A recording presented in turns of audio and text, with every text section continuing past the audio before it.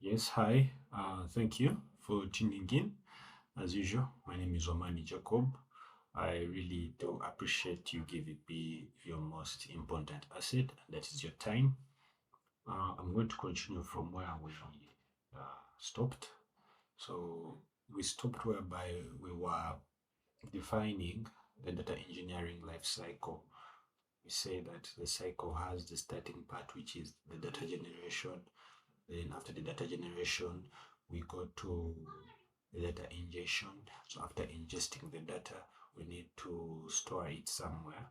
After storing it somewhere, then we need to serve it to the data analysts, the data scientists, machine learning engineers, and also there's another part that's called reverse ETL, but I'll have to touch on that later. I'm not going to touch on it right now.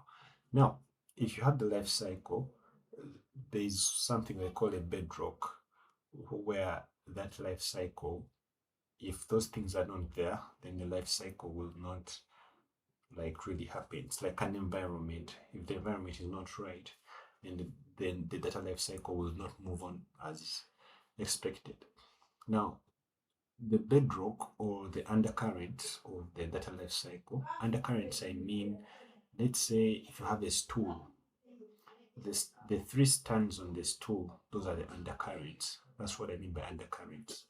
So let's say it's like the legs of the stool. Now, one leg of the data engineering life cycle is what we call security. Whatever you're doing, you should ensure that there is security. Some data needs not to be seen by other people. Let people only see what they need to see and then stop there. Then the third thing is data architecture. Data architecture, I'm going to touch on it deeper in the following videos. But what I mean by data architecture is the design of how the data is going to move throughout the organization from the data generation part to the serving part. How is that data going to move, and how, let's say, the speed, how the, the volume of the data that's going to be moving around within the organization and the destinations. Then we also have data management. Data management, I mean the way you handle the data. You must have data about the data, which we call the metadata. How was the data created? Who created the data? At what time did they create the data? So that will go into their data management part. I'm going to touch more on these topics as we go on properly so that you have a definitive understanding of what I'm talking about. Then we also have software engineering. Software engineering, whereby we do really need the software engineering when we're building the pipelines. We do borrow certain things from software engineering, let's say like DevOps, but when it comes to data, we call it data ops. Now, in DevOps or data ops, we are concerned with producing products, data products, timely and with quality.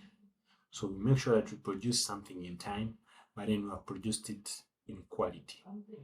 When it's quality, when it has no problems, or if the problems can be quickly resolved.